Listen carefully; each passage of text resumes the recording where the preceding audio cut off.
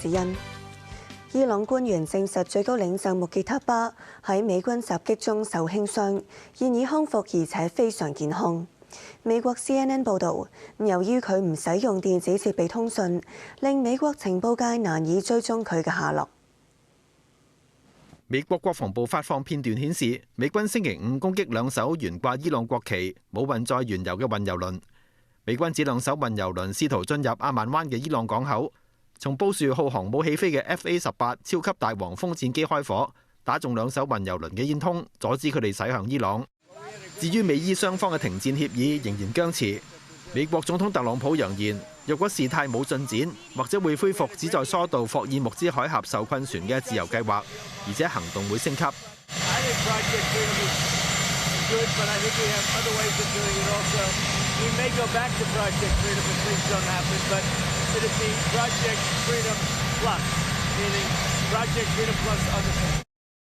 伊朗最高領袖辦公室官員證實，伊朗最高領袖穆傑塔巴喺2月28號嘅美軍襲擊中受傷。官員話，穆傑塔巴返住所嘅時候，俾爆炸波衝擊後跌咗喺地，膝頭、背部同埋耳後受咗輕傷，但經過治療之後已經基本痊愈，而且身體非常健康。官員呼籲民眾耐心等待，指敵人想獲取穆傑塔巴嘅音頻、視頻或者其他文件，以便對佢採取行動。但穆傑塔巴會喺適當嘅時候公開發聲。美國有線新聞網絡 CNN 報導，穆傑塔巴受咗重傷，所以一直未有露面。報導引述知情人士報導，由於穆傑塔巴唔使用任何電子設備嚟到通訊，只會通過親自會面或者由信差傳達信息，所以美國情報界難以確定佢嘅下落。無線電視記者張偉聰報導。伊朗駐華大使表示，先後同中國嘅合作將更加廣泛深入。伊朗駐華大使法茲里表示，伊朗同中國係全面戰略夥伴，先後嘅伊中合作必將更加廣泛深入。法茲里表示，雙方強調要持續推進喺經濟、貿易、科技等方面嘅合作。中方對於伊朗參與戰後重建持積極態度，兩國駐對方國家使館將就此開展磋商。法茲里對中方表示感謝，話中國喺伊朗困難時期提供支持同幫助，伊朗永遠唔會忘記。伊朗歡迎中國喺促進和平、維護多邊主義同埋能源安全等方面嘅立場同措施。英國將向中東派遣軍艦，參加霍爾木茲海峽嘅護航行動。英國天空新聞網星期六引述英國國防部消息報導，龍號驅逐艦將會被部署到中東，以備參加霍爾木茲海峽護航行動。報導話，咁做意味住嗰一艘軍艦可以喺必要時立即參與防禦性質嘅維護霍爾木茲海峽航行自由嘅任務，以恢復商業航運信心。今年3月，嗰一艘軍艦曾經被部署到地中海東部，以加強當地安全保障同埋防禦能力。法國國防部今個月6號發公告話，法國海軍戴高樂號航母正穿越蘇伊士運河駛向紅海南部，為霍爾木茲海峽護航行動做準備。喺北京，國防部批評日本首相高市早苗公開推動修改日本憲法，係轉向公開備戰，敦促日本停止相關嘅危險野心。日本首相高市早苗日前訪問澳洲、越南，同有關國家加強安全合作，並提出新版自由開放印太構想，又話日本憲法應該定期更新，以反映時代需求。喺北京，國防部話堅決反對日本打住所謂自由開放、安全合作嘅幌子，挑動陣營對立。日本右翼勢力正一步步私下偽裝，從暗地擴軍轉向公開備戰。日本新型軍國主義對地區和平的現實威脅日益顯現。我們敦促日本執政當局停止虛偽的自我標榜和擴軍備戰的危險野心，真正拿出正視歷史的態度，真誠悔罪的行動，取信於亞洲鄰國和國際社會。另外，解放軍近日喺台島周邊進行聯合戰備警巡，主戰艦艇編隊進入澎湖西南海域。有分析話，同近期民進黨高層外訪活動有關。國防部強調，台灣係中國嘅一部分，解放軍喺相關海域進行軍事行動，完全正當合理。無線電視記者曹家永報導。返嚟本港，元朗尋日舉行1年1度嘅天后寶誕巡遊，有參與嘅村代表話，未來會俾更多小朋友參與，以傳承天后誕傳統。金龍獻歲、鑼鼓喧天，33隊表演同埋花炮隊伍喺天后誕呢一日喺元朗街頭一同慶賀。長達38米嘅彩龍就打頭陣，摸過金龍，希望丁財兩旺。最緊要身體健康，人人有工做，天公造美咯，又唔會落雨咯。特登過嚟睇你點㗎？大賓過嚟。你喺邊度過嚟啊？觀塘。巡遊隊伍由鳳琴街體育館附近起步，途經教育路、馬塘路等等，終點去到天后廟。沿路表演各有特色，少年警訊就出動提子龍慶祝，同時宣傳防騙。而潮汕特色嘅鸚歌舞，元朗都睇得到。舞步可能太過複雜，師傅要即場糾正。而最搶眼嘅當然係9米高嘅巨型花炮，4個紮作師傅用咗20幾日完成。今年呢個花炮咧，佢見到咧叫一燈龍門啦，第3層嗰度咧有一對嘅鯉魚啦，咁啊做一個模擬嘅一個龍門咁嘅意思，咁啊希望咧就即係寓意啦，即係升價10倍嘅一燈龍門啦，咁啊希望樣樣都步步高升啦。相傳天后能默有預測天氣嘅本領，救人無數。元朗村民喺大樹下興建天后廟。每年農曆3月23日天后誕舉行花炮巡遊，祈求風調雨順。而活動至今超過60年，2021年被列入國家級非物質文化遺產代表性項目。我哋希望承傳落去嘅，我哋呢個中國嘅傳統，我哋而家盡量都係俾嗰啲細路仔啊、青年人咧接手我哋啲位置㗎啦。今年除咗有匯景巡遊之外，仲設有元朗嘅美食市集，仲有9米高嘅巨型花炮展覽俾市民參與。無線電視記者蕭亞文報道。一架私家車喺秀茂坪懷疑失控翻側，一人受傷，清醒送院治理。涉事私家車車身嚴重損毀，倒臥喺行人路，尾門打開壓住欄杆，零件散落地上，有車胎飛脫。現場係順利村道33號，事發喺凌晨近5點。警方接報話一架私家車懷疑失控自炒翻側，再撞向路邊嘅欄杆，大約15米長嘅欄杆損毀。警方同消防到場，一個自稱乘客嘅男人自行爬出，清醒送往聯合醫院治理。警方話佢身上有酒氣，車內亦都發現啤酒罐，意外原因仍然調查緊。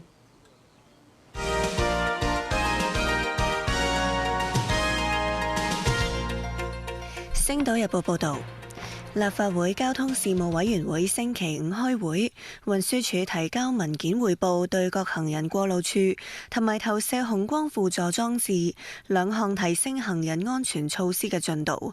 其中廣受歡迎嘅對角行人過路處將擴展到全港15個適合嘅路口，包括港島嘅渣華道書局街、九龍嘅旺角西洋菜南街、山東街、新界大埔太和路翠樂街等，預計下半年起陸續啟用。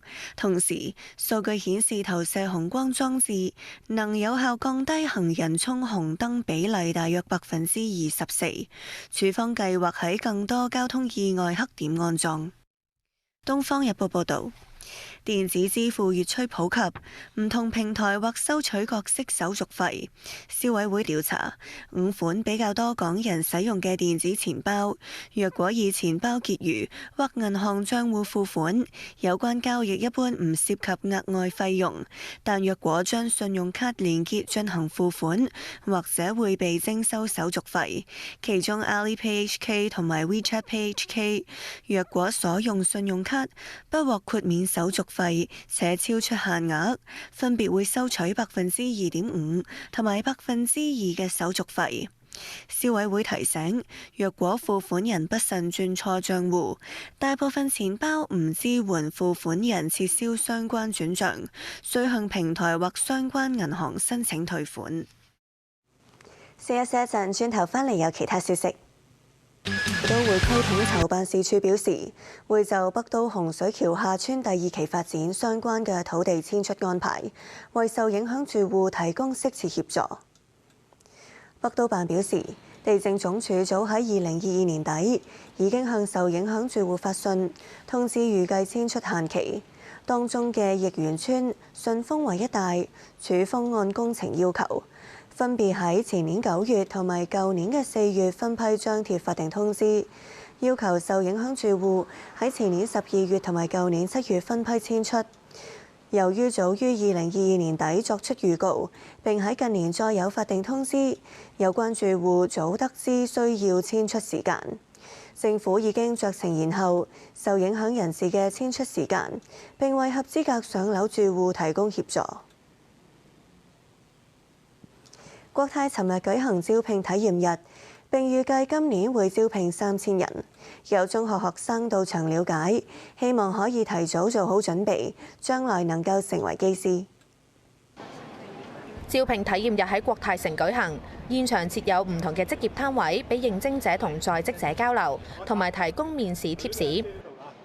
亦都設有履歷評估工作坊、職業分享會等等，吸引咗大約200位嘅求職者到場了解。因為我一細個已經見到機艙入邊好靚啦，跟住見到啲機師咁型咁樣，又人工又高，跟住我又自己一中意飛，又翻工又可以望住個咁靚嘅天空，又可以咁高咁樣，同埋我自己都中意好中意飛機呢樣嘢。我就做唔到機師喎，因為機師要好專注去飛個飛機啊。但係不過如果做 flight attendant 嘅話，我係服務好客人，因為我之前我有做過關於都係服務業嘅實習，所以我覺得會比較勝任。亦都有居住喺香港嘅台灣人想做地勤，因為自己笑容搭救。我比較想要做地勤，能夠比較常回家，就不用一直飛。我覺得應該可以耶，因為其實我很愛笑，然後其實我有做過服務業，我覺得只要笑的話，比較不會遇到一些 OK，就是比較沒有禮貌的客人。現場仲設有職業配對測試，應徵者只需要答8條嘅問題，做一個性格分析，就可以知道最適合自己嘅航空職位。呢一次嘅招聘日冇即場面試，國泰話希望俾求職者更大嘅彈性。今日咧就頭先有講，就係會嗰個特色就係主要我哋冇現場嘅interview， 但係咧其實我哋就希望透過今日個體驗咧，就令到啲求職者首先對公司對國泰公司個了解加深咗先，究竟有啲唔同嘅崗位，令到佢哋去求職嗰陣時係更加順暢咁樣。國泰話雖然過咗招聘高峰期，但人員流失率回到去低水平，有信心招聘3000人，能夠支持機構嘅未來長線發展。無線電視記者蕭亞文報道。美國紐約啟動為期1年嘅無人機貨運測試，喺曼哈頓同埋布魯克林之間運送小型包裹，大約6分鐘就送到，比起用貨車送遞快幾倍。喺紐約，日後送貨收件可能都會遇到佢。無人機由曼哈頓升空，飛越東河前往布魯克林目的地。紐約同新澤西港務局同英國天空港無人機公司合作，上個月開始喺曼哈頓下城區同布魯克林海運碼頭之間啟動無人機貨運測試。星期1至5朝9晚5，每日大約飛7趟。沿住曼哈頓東河固定路線飛行，盡量避開居民區，減少噪音同安全風險。官員話，無人機自動飛行有需要亦都可以手動操控。橫跨東河一次送貨只係需要大約6分鐘，比起用汽車陸路運送快得多。A 6-minute flight on a drone could take away a 30-minute trip that a cargo van might otherwise need.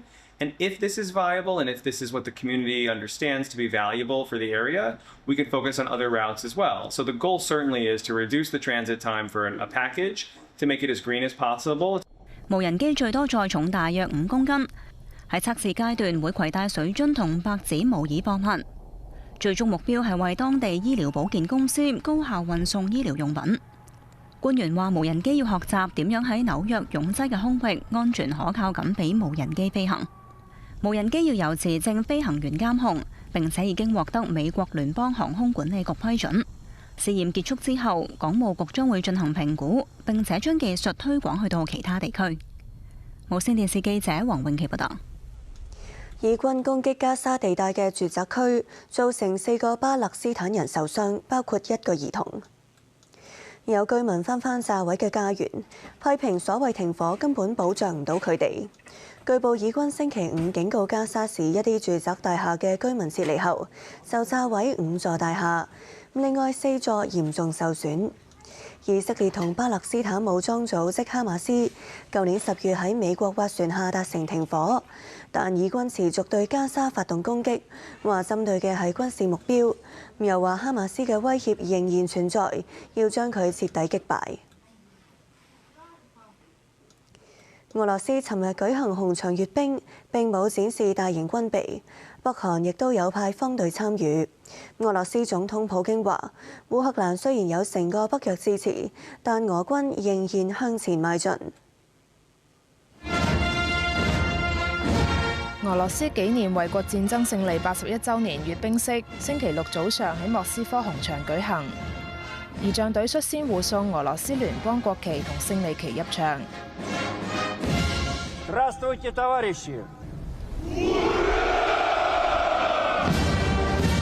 之後檢閱儀式正式展開，各個徒步方隊入場接受檢閱。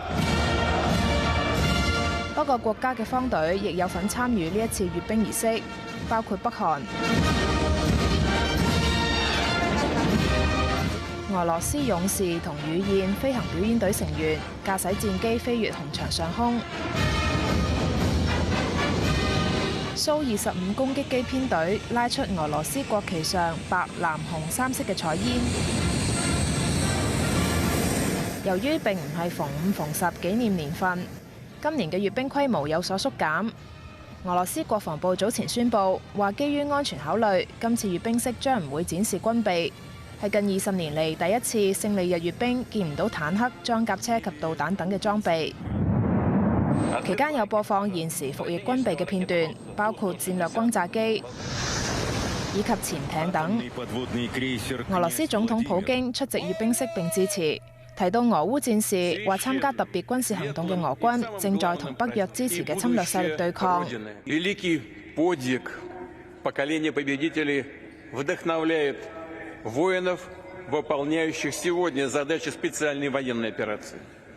Они противостоят агрессивной силе, которая вооружается и поддерживается всем блоком НАТО. И несмотря на это, наши герои идут вперед. 閱兵結束之後，普京同在場嘅老兵打招呼並且握手，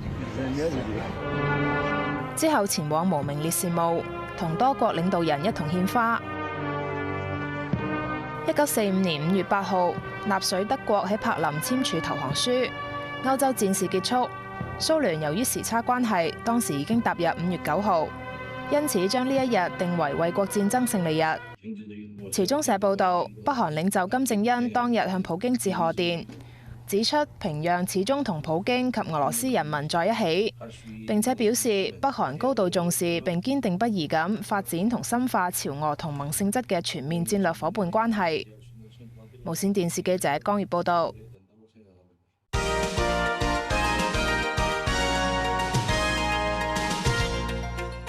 《星島日報》社評：美國總統特朗普如無意外即將訪華，同國家主席習近平舉行峰會，主要議題環繞經貿同地區安全。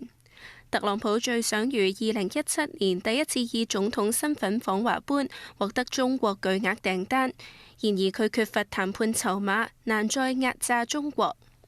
至於安全議題，特朗普既無法迫使中方向伊朗施壓，又唔能夠喺台灣議題向中方作大讓步，雙方只能各說各話。故特朗普今次訪華最大成果，可能只係展現同習近平關係良好，為今年可能或再有3次嘅習特會鋪路。《東方日報》社論：今日係母親節，媽媽們為家庭、為子女操勞一整年，為人丈夫、為人子女，當然要好好孝敬回報。過去母親節係消費黃金檔期，飲食業同零售業都會受惠，但近年已經冇呢支歌仔唱。受中東戰事導致油價急升影響，今年嘅鮮花以至海鮮運費同成本都大幅上升。為商戶唔敢加價，擔心加價只會進一步刺激市民北上。部分酒店同食肆積極推出早鳥優惠或者母親半價等，同時提供康乃馨、香薰噴霧同拍照服務，期通過儀式感增強氣氛留客。從上述零售業、餐飲業喺節慶期間風光不再，已經折射出香港整個消費市道所面對嘅問題。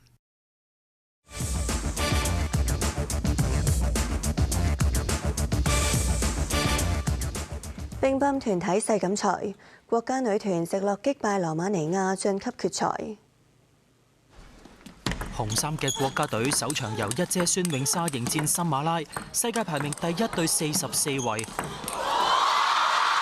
實力有差距。孫穎莎贏得輕鬆，以11比3、11比4同11比5直落3局贏出，5場3勝之下為國家隊領先一場。第2場由世界第2嘅黃曼玉接力，面對索斯嘅挑戰，首局冇落後過，大勝11比4。第2局就喺8比9嘅時候連得3分，再贏11比9。之後一局再接近啲，打到刁時，黃曼玉都贏12比10，直落3局贏多一場。第3場由拐曼迎戰安迪利亞，為國家隊保住今場一局不失，反手對角，對手回到上天花板。第1局打刁時，拐曼贏12比10。第2局拉到對方離晒台，拐曼加力再加力，尾段連得4分之下，再贏11比6。世界第7嘅拐曼喺第3局再次進入刁時，結果一樣，贏12比10。國家隊以場數3比0晉級決賽，將會同日本爭冠軍。無線電視記者黃志謙報道。天氣方面，預測大致多雲，晏晝短暫時間有陽光，最高氣溫大約26度，吹和緩嘅偏東風。展望未來2、3日，部分時間有陽光，日間炎熱。今個星期後期天氣唔穩定。而家氣溫係23度，相對濕度82%。環保署公布嘅空氣質素健康風險，一般監測站係低至中，路邊監測站係中嘅水平。